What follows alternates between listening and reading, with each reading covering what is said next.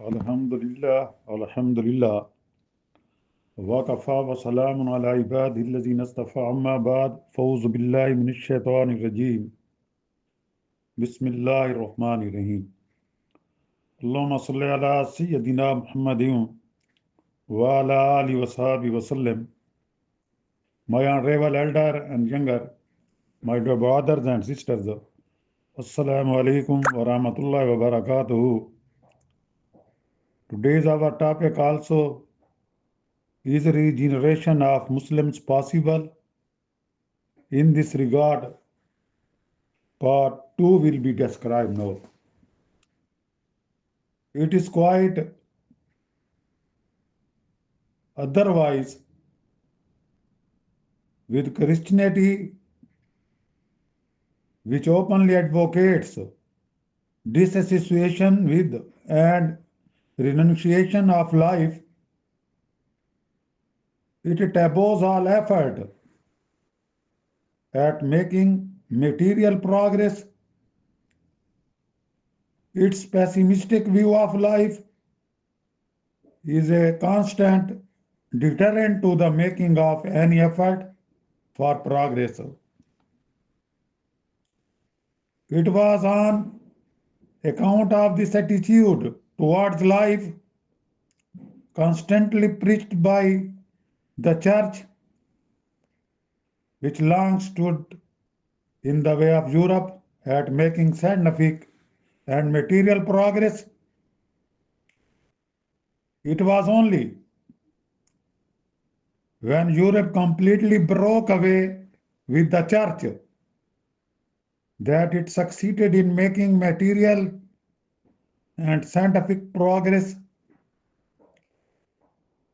which is really stupendous. But to oppose that the scientific progress which the West has made has any relation with or is the result of any of the teachings of Christianity is a big fallacy of which the average educated person is generally hardly aware. But while Islam does not segregate material from spiritual life, it does require that a harmonious balance be invariably kept between the two. The very structure of Islam is basically and fundamentally spiritual, and its motive force entirely springs from spiritualism.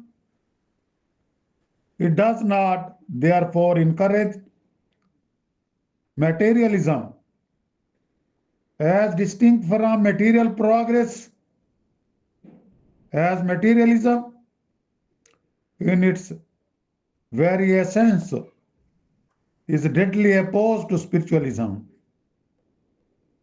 It has therefore laid down principles which should guide a Muslim while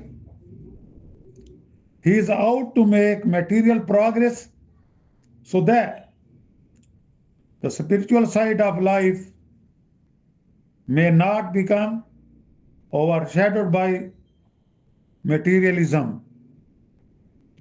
The West is today rightly regarded as the fountainhead of all material and scientific progress. Muslims today are, on the whole, backward as compared to the people of the West. They, therefore, naturally look to the West for help and guidance whenever the question of making material and scientific advancement arises. There is, of course, nothing wrong for the Muslims to learn at the hands of the Westerner in order to achieve material and scientific progress. None of the tenets of Islam forbid them to do this.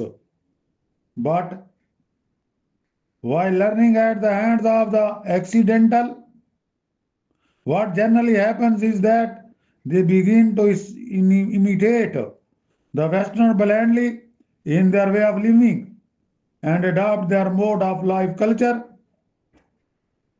This is exactly what they are forbidden by Islam to do if they are to remain true Muslims.